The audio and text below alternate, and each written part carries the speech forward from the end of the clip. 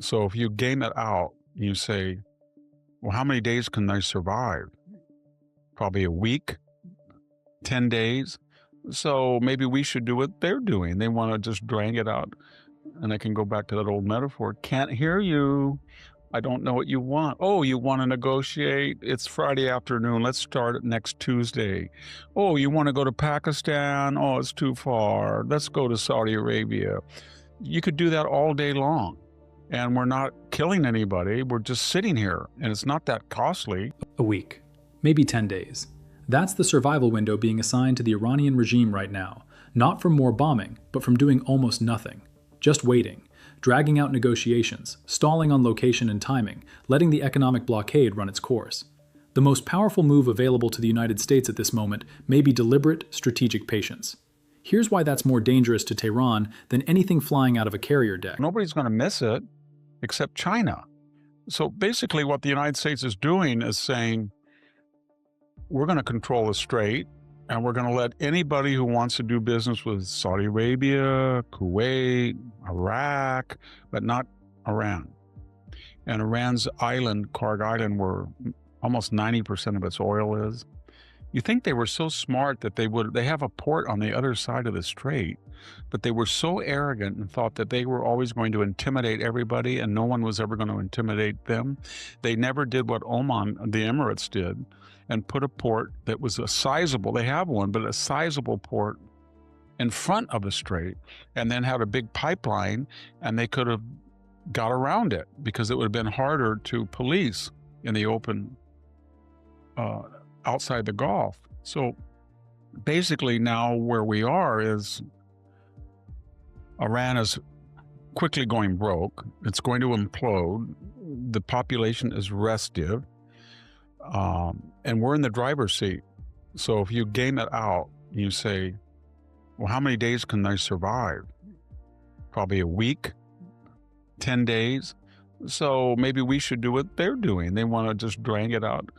And I can go back to that old metaphor. Can't hear you. I don't know what you want. Oh, you want to negotiate? It's Friday afternoon. Let's start it next Tuesday. Oh, you want to go to Pakistan? Oh, it's too far. Let's go to Saudi Arabia. You could do that all day long. And we're not killing anybody. We're just sitting here. And it's not that costly. And if they say, well, you know, if you're going to try to do this, we're going to unleash hell on Saudi Arabia and we'll destroy. Oh, you are you? Well, we've got 10,000 Marines and we have to decide whether to blow up Karg Island or take it from you and take your oil. Well, we can do either one. So they're in a rough spot. Then there's another dimension, two more dimensions that nobody talks about. So they got this population that's restive and all this is coming out. They don't have internet, but the word's getting out that they're broke. And the population is thinking, do I really want to spend $500 billion and build more tunnels and more missiles and drones and give it to all these Arab terrorists? No. And they justified their reputation and their oppression of our 93 million people on one thing. Well, you may hate us. This was the subtext, but we are the terror of the Middle East. Everybody's afraid of us. The United States doesn't dare go in here. 47 years we've killed Americans with impunity. We've got proxies in Syria. We got proxies in Iraq. We got proxies in Yemen. We got proxies in Gaza. We got proxies in Lebanon. We have a ring of fire. Everybody's afraid.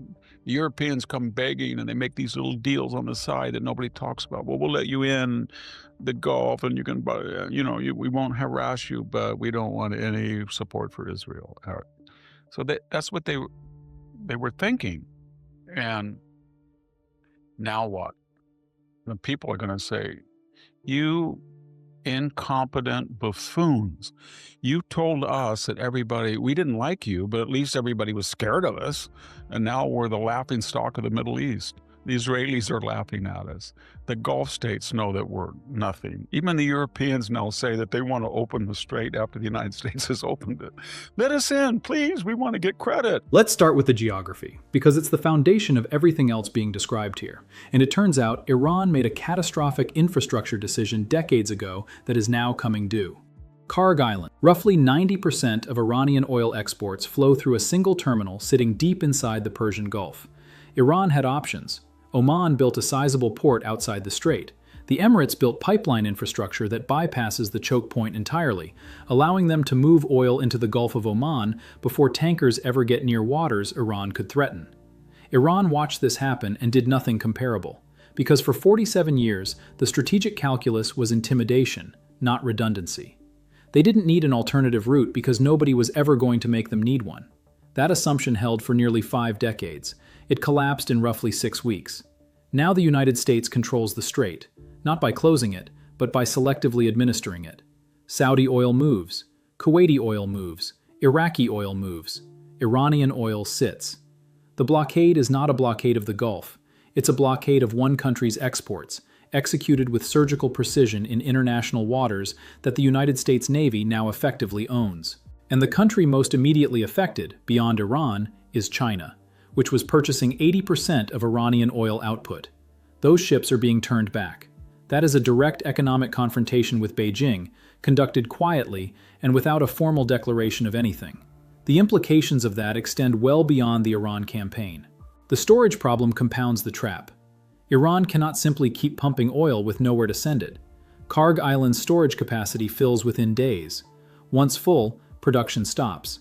And as has been noted in previous analysis, shutting down oil wells is not a reversible decision made easily.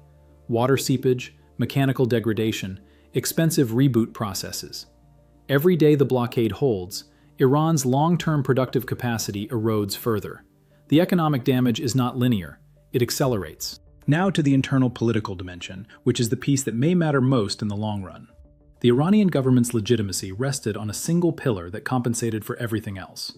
Not prosperity, not freedom, not competent governance. Fear.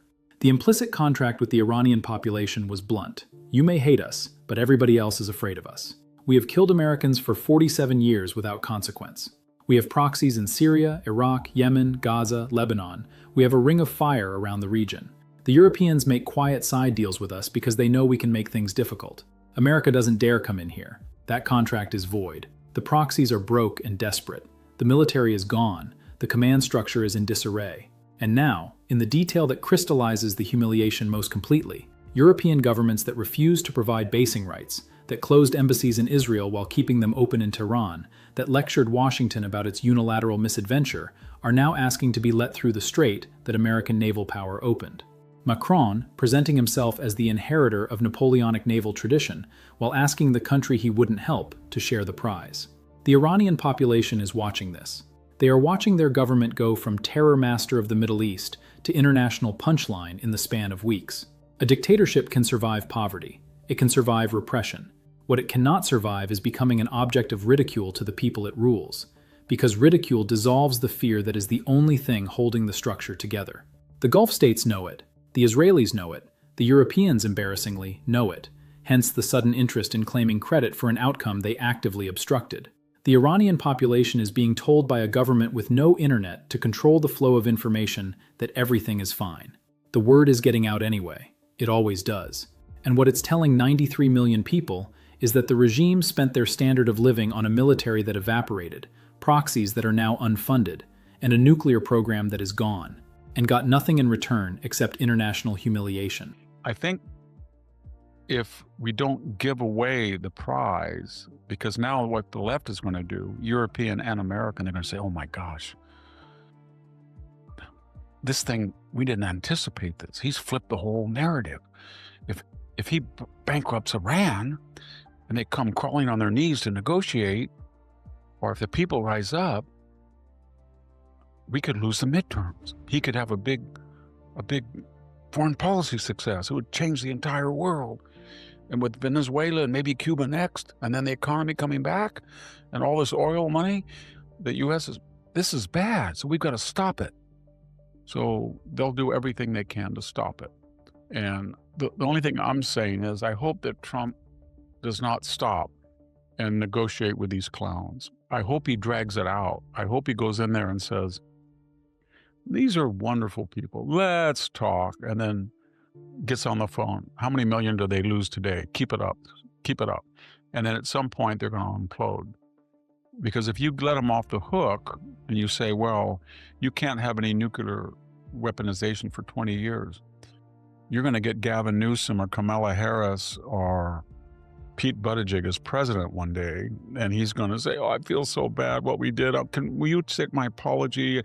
Barack gave you $400 million. Well, I'll give you $1 billion at night on a pallet. And please, please, please. That's what you'll get. So this is a once-in-a-lifetime chance. Yeah, it sure is. I think that the left and the presses sort of rely on the frailty of human memory when they come out with all, because I heard you and Jack talking about the Wall Street Journal and all. It picks on every little thing it can just to say things are going bad. Every day. And so the columnists have even got in on it, who were superb. I don't know what's happened. They've lost the narrative. I don't understand why then Wall Street, do they understand that they're going to lose all their credibility with their conservative audience if they keep this gloom and doom and everything's so terrible as this Iranian monstrosity may just implode?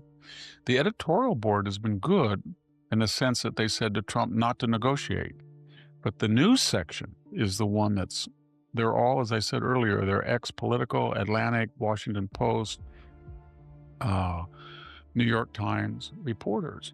I don't know why they can't get people out of that circle that are empirical. Don't give away the prize.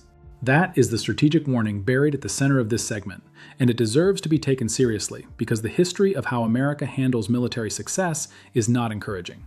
The scenario being described is specific. Iran is days from economic implosion. The population is furious. The regime has been humiliated beyond recovery. The conditions for internal collapse, not imposed regime change, but organic collapse driven by a population that has stopped fearing and started laughing at its own government, are assembling in real time. This is the Berlin Wall scenario. Not immediate, not next week necessarily, but predestined once the structural supports are removed, the same way the Eastern Bloc's collapse became inevitable the moment the wall came down, even if individual countries took months or years to follow. And the left, domestic and European, has already identified the threat. The segment makes this explicit. If Iran implodes, if the regime falls, if Trump gets a generational foreign policy victory that reshapes the Middle East, opens Venezuela and potentially Cuba to the same pressure, brings oil prices down, and arrives just before the midterms, that is a political catastrophe for the opposition. So the move is clear. Manufacture pressure to negotiate now, before the prize is secured. Frame any continuation as warmongering. Frame any negotiated pause as wisdom. Get Iran off the hook on terms that a future Democratic administration can quietly unwind, the way the Obama nuclear deal quietly unwound the sanctions architecture that had taken years to build. The JCPOA is the model and the warning simultaneously. Negotiate a framework. Accept Iranian commitments that have time limits and verification gaps. Wait for a sympathetic administration. Watch the concessions flow. Cash on pallets, sanctions relief, diplomatic rehabilitation. The gains evaporate. The threat reconstitutes. And in 10 or 15 years, the same problem is back, larger and harder to address. The press dimension is the final piece. The Wall Street Journal's news section, running indistinguishable from the New York Times, is not a minor observation. It is a description of how the information environment around this campaign is being shaped. Empirical coverage of military outcomes, what has been destroyed, what aims have been achieved, what the historical comparisons show, is being crowded out by tone-driven doom coverage that treats every day without resolution as evidence of failure. Readers are losing the ability to distinguish between what is actually happening and what the narrative wants them to believe is happening. That gap is precisely what the Iranian delay strategy is designed to exploit. The press and the regime are, unintentionally or not, running parallel operations toward the same outcome. Recognizing that is not paranoia. It is pattern recognition. And it is the most important thing to hold on to as this enters its final phase.